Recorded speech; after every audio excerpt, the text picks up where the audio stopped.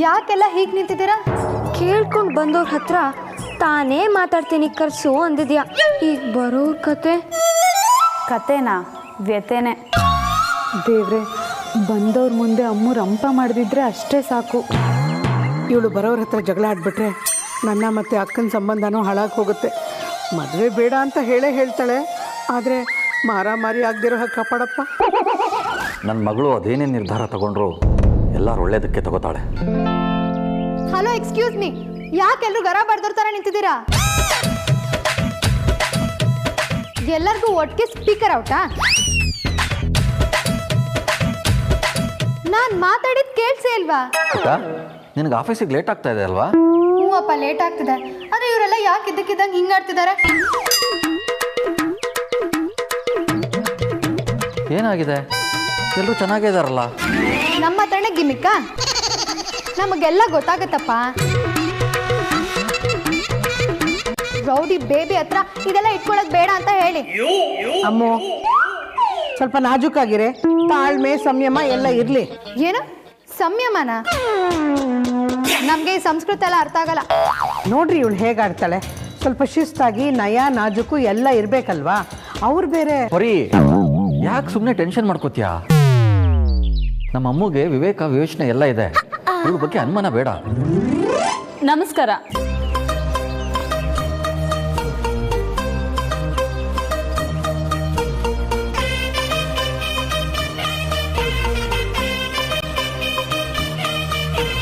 ಇವರೇನಾ ಅವರು?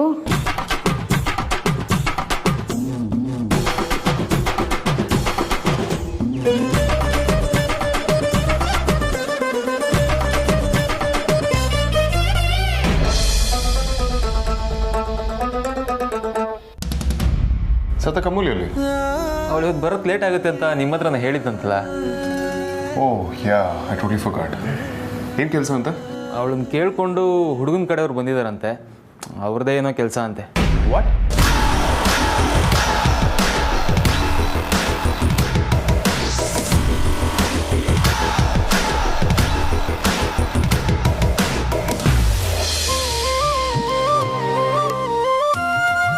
ಕಾಫಿ ತುಂಬ ಚೆನ್ನಾಗಿದೆ. ಅಮೂಲ್ಯನ ಮಾಡಿದ್ದು? ಇಲ್ಲ, ಅಕ್ಕ ಮಾಡಿದ್ದು.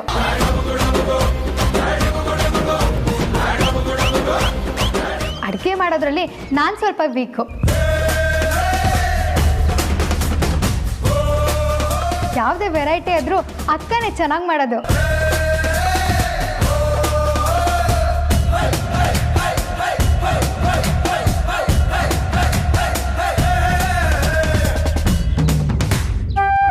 ಅಕ್ಕ ಹೇಗಿದ್ರು ಮದುವೆಗೆ ಒಪ್ಕೊಳ್ಳೋಣ ಅಂತ ಗೊತ್ತಿದ್ರು ಮತ್ತ್ಯಾಕೆ ಸುಮ್ಮನಿರೋ ಅಂತೆಲ್ಲ ರಗಳೆ ಮಾಡ್ತಿದ್ಯಾ?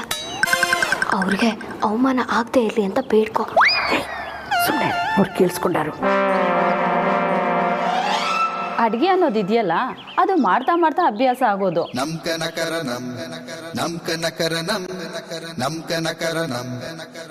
ಈಗ ನಿನ್ಗೆ ಅಕ್ಕ ಇರೋದ್ರಿಂದ ಅವಕಾಶ ಕಡಿಮೆ. ಹಾಗಾಗಿ ಹೀಗೆ ಹೇಳ್ತಾ ಇದೀಯ. ಮುಂದೆ ನೀನು ನಿಮ್ಮ ಅಕ್ಕನ ಥರನೇ ಚೆನ್ನಾಗಿ ಅಡುಗೆ ಕಲ್ತ್ಕೊಳ್ತೀಯ ಬಿಡು. ದೇವ್ರೆ, ಇವಳು ವಾಪಸ್ ಏನು ಮಾತಾಡದೇ ಇರ್ಲಪ್ಪ. ಕರೆಕ್ಟಾಗಿ ಹೇಳಿದ್ರಿ ನೋಡಿ. ನಮ್ಮ ಪರಿನೂ ಅಷ್ಟೇ. ಮೊದಲು ಆಂಬುಡೆ ಮಾಡೋದಕ್ಕೆ ಪೂರ್ತಿ ಹೆಣಗ್ತಾ ಇದ್ಲು. ಆದರೆ ಈಗ ಕಣ್ಣು ಮುಚ್ಕೊಂಡು ಬೇಕಿದ್ರೆ ಮಾಡ್ಬಿಡ್ತಾಳೆ. ರುಚಿನೂ ಅಷ್ಟೇ. ಒಂದು ತಿಂದರೆ 10 ತಿನ್ಬೇಕು ಅನ್ಸುತ್ತೆ.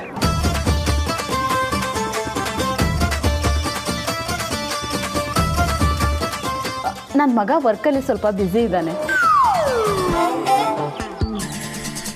ಮೊದಲು ಅಮೂಲ್ಯ ಒಪ್ಪಿದ್ರೆ ಮುಂದಿನ ಮಾತುಕತೆಗೆ ಕರ್ಕೊಂಡು ಬರೋಣ ಅಂದ್ಕೊಂಡೆ. ಒಪ್ಪಿಗೆ ಇಲ್ಲ ಅಂತೇನಿಲ್ಲ. ಅವಳೇನೋ ಸ್ವಲ್ಪ ಮಾತಾಡಬೇಕಂತೆ ಅಷ್ಟೇ. ಈಗಿನ ಕಾಲದವ್ರಲ್ವಾ, ನಮ್ಮ ಥರ ಅಲ್ಲ. ಅದರಲ್ಲಿ ತಪ್ಪೇನಿದೆ? ಅವಳು ಇಷ್ಟು ನೇರವಾಗಿರೋದು ತುಂಬಾ ಖುಷಿ ಪಡೋ ವಿಚಾರ.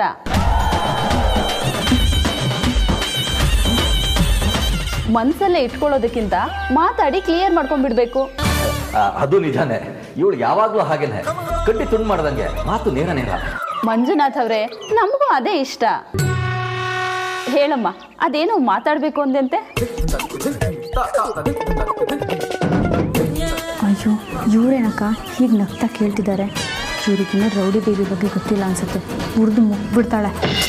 ಅಯ್ಯೋ ಸುಮ್ಮನೆ ಇರೇ. ಹೌದು ಆಂಟಿ, ಮಾತಾಡ್ಬೇಕಂದಿದ್ದು ನಿಜಾನೇ. ಆದರೆ ನಿಮ್ಗೆ ಯಾಕೆ ಸುಮ್ಮನೆ ತೊಂದರೆ ಅಂತ ನಾನೇ ನಿಮ್ಮನ್ನ ಮೀಟ್ ಮಾಡಬೇಕು ಅಂದ್ಕೊಂಡಿದ್ದೆ. ಆದರೆ ನೀವೇ ಬಂದಿರಿ. ಇದರಲ್ಲಿ ತೊಂದರೆ ಏನಿದೆಯಮ್ಮ?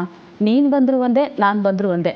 ನಿಮ್ಮಮ್ಮ ಕಾಲ್ ಮಾಡಿ ನೀನು ಹೀಗೆ ಹೇಳ್ತಾ ಇದೀಯ ಅಂದಾಗ ನಾನೇ ಬರ್ತೀನಿ ಅಂದೆ. ಹೇಳಮ್ಮ, ಅದೇನು ವಿಷಯ? ನಮ್ಮ ಮದುವೆ ಮಾತುಕತೆ ಮುಂದುವರ್ಸೋಕ್ಕೂ ಮುಂಚೆ ನನ್ನ ಕೆಲವು ಕಂಡೀಷನ್ಸ್ ಇದೆ ಆಂಟಿ.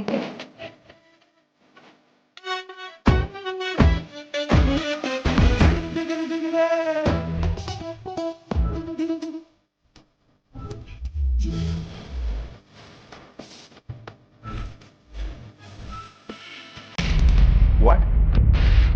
ಹುಡುಗನ? ಆಗಿಂದ 3 ಸಲ ಇದನ್ನೇ ಕೇಳಿದ್ರಿ. ಹೇಳಿದ್ರೆ ಸುಮ್ಮನೆ ಆಗೋದು, ಮತ್ತೆ ಇದನ್ನೇ ಕೇಳೋದು. ಯಾಕೆ, ಏನಾಯ್ತು?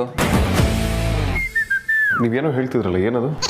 ಆಗಿಂದ ಭಾವನು ಅದನ್ನೇ ಹೇಳ್ತಿರೋದು. ನಿಂಗೆ ಕೇಳಿಸ್ತು ಅನ್ಕೊಳ್ತೀನಿ. ನೀವು ಯಾವ್ದ್ರ ಬಗ್ಗೆ ಕೇಳಿದ್ರಿ? ಅಮೂಲ್ಯ ವಿಷಯನಾ? ನೀವ್ ಇನ್ಯಾದ್ರ ಬಗ್ಗೆ ಹೇಳಿದ್ರಿ ಬಾವಾ?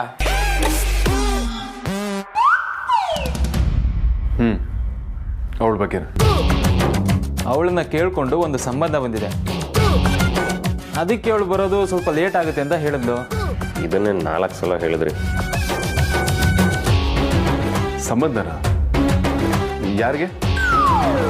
ಹಲೋ ಅಗ್ರಜ, ಯಾಕೆ ಅವಾಗಿಂದ ಕೇಳಿದ್ನೆ ಪದೇ ಪದೇ ಕೇಳ್ತಿದ್ಯಾ?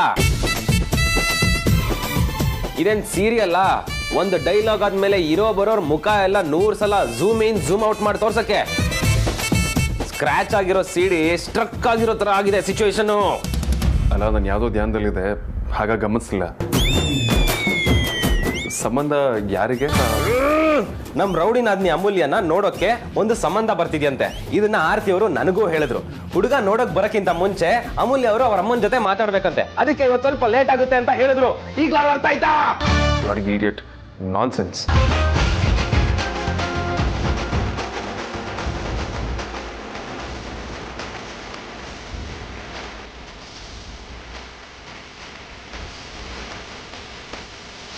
ಅಮ್ಮು, ಯಾರ ಹತ್ರ ಏನು ಮಾತಾಡಬೇಕು ಅಂತ ಗೊತ್ತಾಗಲ್ವಾ?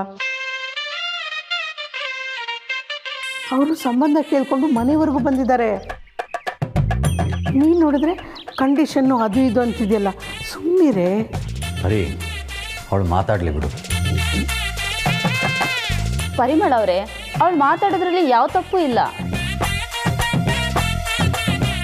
ಮುಚ್ಚು ಮರೆ ಬೇಡ. ಅವಳ ಮನಸ್ಸಲ್ಲಿ ಏನಿದೆಯೋ ಅದನ್ನು ಹೇಳಲಿ. ಅಮೂಲ್ಯ, ನಿನ್ನ ಕಂಡೀಷನ್ ಏನು ಅಂತ ಹೇಳಮ್ಮ. ಆ್ಯಕ್ಚುಲಿ ಕಂಡೀಷನ್ ಬಂದಲ್ಲ ಆಂಟಿ, ಹಲವಾರಿದೆ. ಈಗ ಶುರು ಆಗುತ್ತೆ ವರ್ಷೆ. ನಿನಗೆ ಕೈ ಮುಗಿತೀನಿ ಕಣೆ, ಏನೇನೋ ಮಾತಾಡಬೇಡ್ವೇ.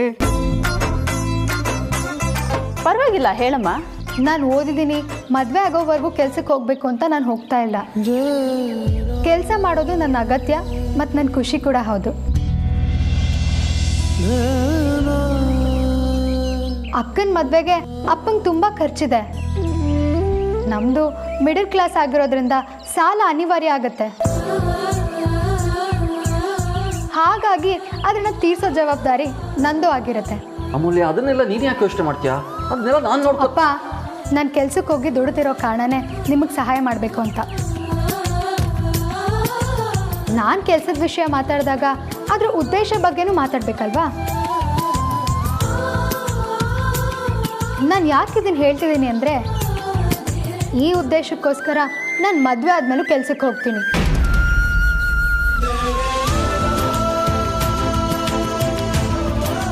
ಹೋಗಬೇಡ ಅಂತ ಯಾರೂ ಹೇಳಬಾರ್ದು.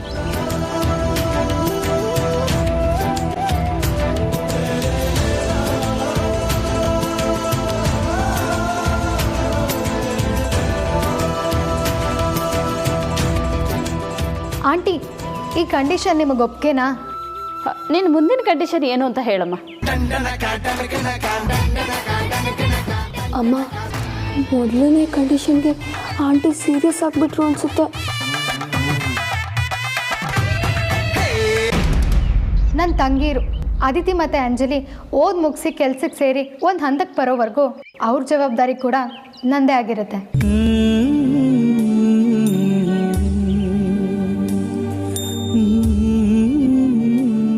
ಯಾಕೆ ಅಂದರೆ ಅವ್ರನ್ನ ನೋಡ್ಕೋತೀನಿ ಅಂತ ನಾನು ಅಮ್ಮಂಗೆ ಮಾತು ಕೊಟ್ಟಿದ್ದೀನಿ.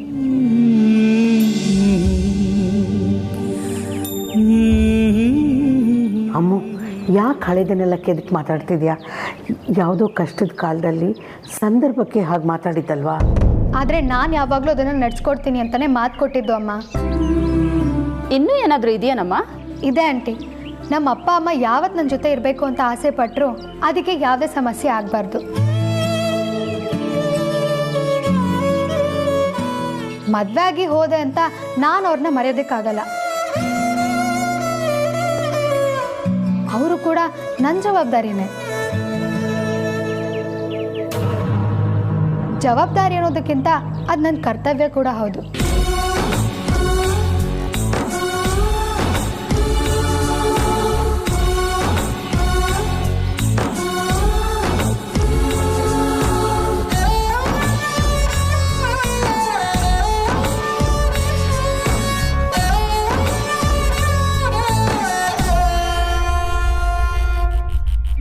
ನೀನು ವಯಸ್ಸಲ್ಲಿ ಮಾತ್ರ ಚಿಕ್ಕವಳು ಕಣೆ, ಗುಣದಲ್ಲಾಗಲಿ ಸ್ವಭಾವದಲ್ಲಾಗಲಿ ಅಲ್ಲ. ನಿನ್ನ ಮದುವೆ ಬಗ್ಗೆ ಮಾತುಕತೆಗೆ ಬಂದರೆ ನೀನು ನಮ್ಮ ಭವಿಷ್ಯದ ಬಗ್ಗೆ ಯೋಚನೆ ಮಾಡ್ತಿದ್ದೀಯಲ್ಲ ಕಂದ. ಇನ್ನು ಕೊನೆಯದಾಗಿ ಅಮ್ಮ, ಎಲ್ಲ ಹೇಳಿದ್ದಾಯ್ತಲ್ಲೇ, ಇನ್ನೂ ಏನು ಬಾಕಿ ಇದೆ? ಇಷ್ಟೇ ಹೇಳಿಬಿಟ್ರೆ ಅಪಾರ್ಥ ಆಗ್ಬಿಡುತ್ತಮ್ಮ, ಅಥವಾ ಸ್ವಾರ್ಥನೂ ಕಾಣಿಸ್ಬೋದು. ನಾನು ಇದನ್ನೆಲ್ಲ ಹೇಳಿದೆ ಅಂತ ಮದುವೆ ಆದಮೇಲೆ ನಾನು ಇದನ್ನೆಲ್ಲ ಗೌಪ್ಯವಾಗಿ ಮಾಡ್ತೀನಿ ಅಂತಲ್ಲ. ನನ್ನ ಗಂಡನಿಗೆ ನನ್ನ ಇನ್ಕಮ್ ಬಗ್ಗೆ, ನಾನು ಮಾಡೋ ಈ ಥರದ ಖರ್ಚಿನ ಬಗ್ಗೆ ತಿಳ್ಕೊಳ್ಳೋದಕ್ಕೆ ಎಲ್ಲ ಹಕ್ಕು ಇದೆ. ನಾನೇ ಹೇಳ್ತೀನಿ, ಇಲ್ಲ ಅವರು ಕೇಳ್ಬೋದು.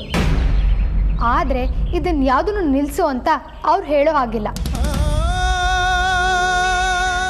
ಯಾಕೆ ಅಂದರೆ ನನ್ನ ಪ್ರಕಾರ ಹೆಣ್ಮಕ್ಳಿಗೂ ಹಣಕಾಸಿನ ವಿಚಾರದಲ್ಲಿ ಅಥವಾ ಅವ್ರ ಇನ್ಕಮ್ನ ಇನ್ವೆಸ್ಟ್ ಮಾಡೋ ವಿಚಾರದಲ್ಲಾದರೂ ಸ್ವಾತಂತ್ರ್ಯ ಇರಬೇಕು. ಅಮ್ಮ, ಸಾಕು, ಸುಮ್ಮನೆ ಇದ್ಬಿಡು. ಇಷ್ಟೇ ಆಂಟಿ ನಾನು ಮಾತಾಡಬೇಕು ಅಂದ್ಕೊಂಡಿದ್ದು. ಇದೆಲ್ಲ ಕಂಡೀಷನ್ಗೆ ನಿಮಗೆ ಮತ್ತು ನಿಮ್ಮ ಮಗನಿಗೆ ಒಪ್ಪಿಗೆ ಅಂತ ಆದರೆ ಈ ಮದುವೆಗೆ ನಾನು ಒಪ್ಪಿಗೆ ಇದೆ.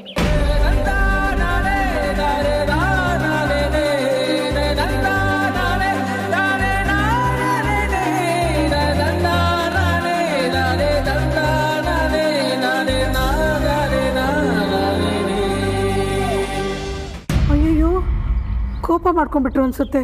ಯಾಕೆ ಹೀಗೆಲ್ಲ ಮಾತಾಡಕ್ಕೆ ಹೋದೆ? ಅಮೂಲ್ಯನ ಮಾತು ಇವ್ರಿಗೆ ಅರ್ಥ ಆಯ್ತೋ ಇಲ್ವೋ, ಬೈಯೋಕ್ಕೆ ಮಾತ್ರ ಹೋಗಬೇಡಿ. ಇವಳು ಕೇಳಿದ್ರಲ್ಲಿ ತಪ್ಪೇನೂ ಇಲ್ಲ.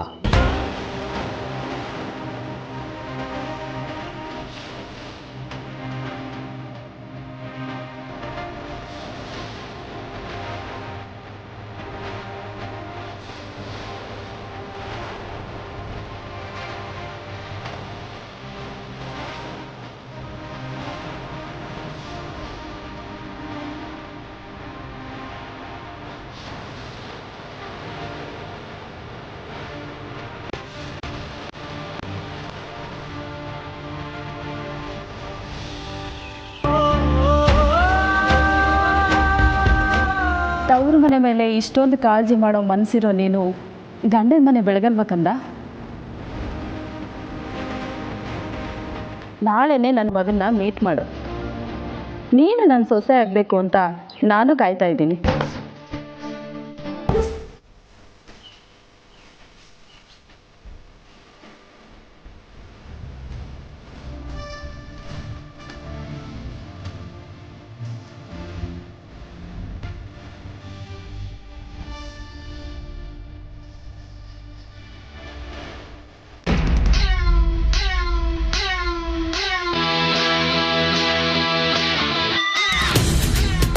ಏನಮ್ಮ, ಮೊದಲೇ ಆಫೀಸಿಗೆ ಲೇಟ್ ಆಗಿದೆ.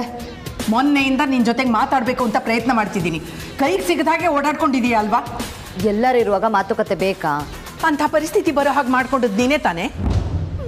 ಸದ್ಯಕ್ಕೆ ಯಾರು ಮನೇಲಿಲ್ಲ, ಅದಕ್ಕೆ ಮಾತಾಡ್ತಿದ್ದೀನಿ. ಆಯ್ತು ಹೇಳು. ನೀನು ಮಾಡಿದ್ದು ಸರಿ ಇಲ್ಲ ಸಾರಿಕಾ. ವೇದಾಂತ್ ಯಾರು? ಅವನ ಮನೆಯಿಂದ ನಮ್ಮ ಮನೆಗೆ ಹೆಣ್ಣು ತಂದಿದ್ದೀವಿ. ಅವನ ತಮ್ಮಂಗೆ ನನ್ನ ತಂಗಿ ಮಗಳನ್ನ ಕೊಡ್ತಾ ಇದ್ದೀವಿ. ಎಷ್ಟು ಹತ್ರದ ಸಂಬಂಧ ನಮ್ಮದು. ಅಂಥ ವ್ಯಕ್ತಿನ ನಿನ್ನ ಸ್ವಾರ್ಥಕ್ಕೋಸ್ಕರ ಜೈಲಿಗೆ ಕಳಿಸಿದೆಯಲ್ಲ, ಆ ದೇವರು ನಿನ್ನನ್ನು ಖಂಡಿತ ಕ್ಷಮಿಸಲ್ಲ ಕಣೆ. ಸಾಕು ಸುಮ್ಮನಿರಮ್ಮ. ದೇವ್ರು ದಿಂಡ್ರು ಅಂತ ನನ್ನ ಹತ್ರ ಮಾತಾಡಬೇಡ. ಆ ದೇವ್ರು ನನ್ನ ವಿಷಯದಲ್ಲಿ ಏನು ಸರಿ ಮಾಡಿದಾನೆ? ನಿನಗೇನೇ ಕಮ್ಮಿ ಆಗಿದೆ, ಆ ದೇವ್ರು ಇನ್ನೇನೇ ಮಾಡಬೇಕಿತ್ತು? ವಿಕ್ಕಿ ಬೇಕಾಗಿತ್ತು. ನಾನು ಆ ಮನೆ ಸೊಸೆ ಆಗಬೇಕಿತ್ತು. ನಾನು ವಿಕ್ಕಿನ ಪ್ರೀತಿಸ್ತಿದ್ದೀನಿ ಅಂತ ಗೊತ್ತಿದ್ರು ನೀವೆಲ್ಲ ಸೇರ್ಕೊಂಡು ಆ ಮುದುಕಿನ ಅವನಿಗೆ ಕಟ್ತಾ ಇದ್ದೀರಲ್ಲ,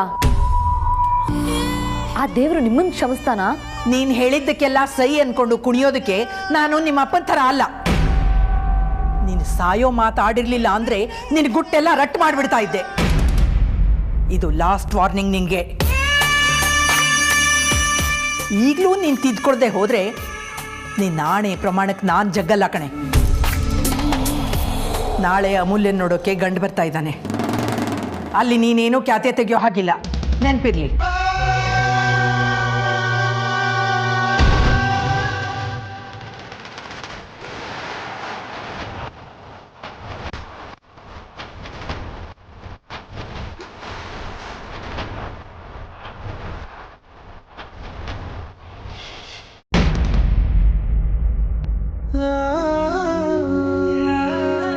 ಎಲ್ಲ ಇವಳ ಬೆಳಗ್ಗೆಯಿಂದ ಬಂದಿಲ್ಲ ಅಂತ ಹುಡುಕ್ತಿದ್ರೆ ಇಲ್ಲೇ ಕೂತಿದ್ದಾಳಲ್ಲ. ಅಮೂಲ್ಯ, ನನ್ನ ಕ್ಯಾಬಿನಿಗೆ ಬಾ. ಕೋಳಿ ಒಂದು ನಾನು ಮಾತ್ರ ಏನೋ ಬಾಸು ಬಾಸ್ ಅಂತ ಕರಿಬೇಕು. ಇವ್ ನನಗೆ ರೆಸ್ಪೆಕ್ಟೇ ಕೊಡಲ್ಲ. ರೆಸ್ಪೆಕ್ಟೇ ಇಲ್ಲ, ಬರೀ ಅನ್ರೆಸ್ಪೆಕ್ಟ್.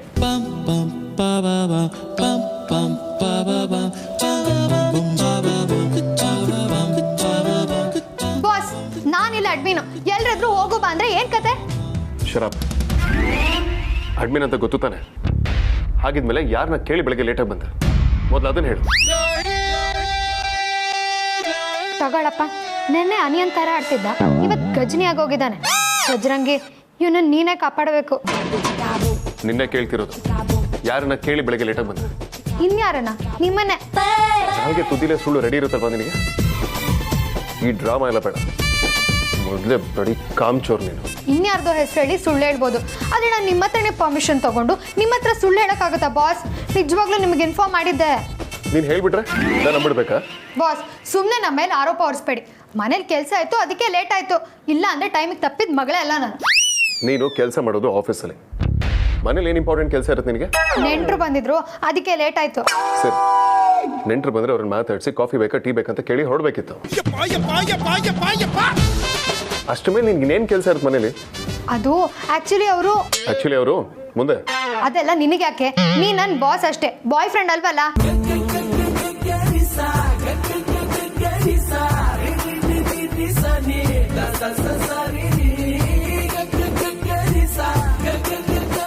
ಶರಪ್, ಬಾಯ್ ಹೋದಾಗೆ ಮಾತಾಡ. ನಾನೇ ನಿನ್ನ ಬಾಯ್ ಫ್ರೆಂಡ್ ಆಗಿ? I am your boss.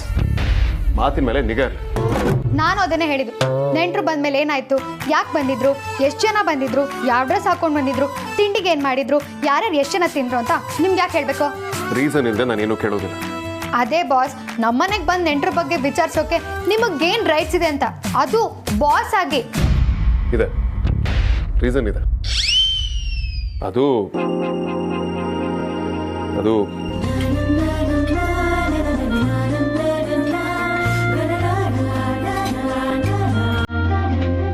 ಅದೇ ನೀನು ನೋಡೋದಕ್ಕೆ ಗಂಡು ಬಂದಿತ್ತಂತಲ್ಲ, ನೀನು ಮದ್ವೆಗಿದ್ಮೇಲೆ ಆಗ್ಬೇಡ ಅಂತ ಹೇಳೋಣ ಅಂತ ಕರೆದೆ.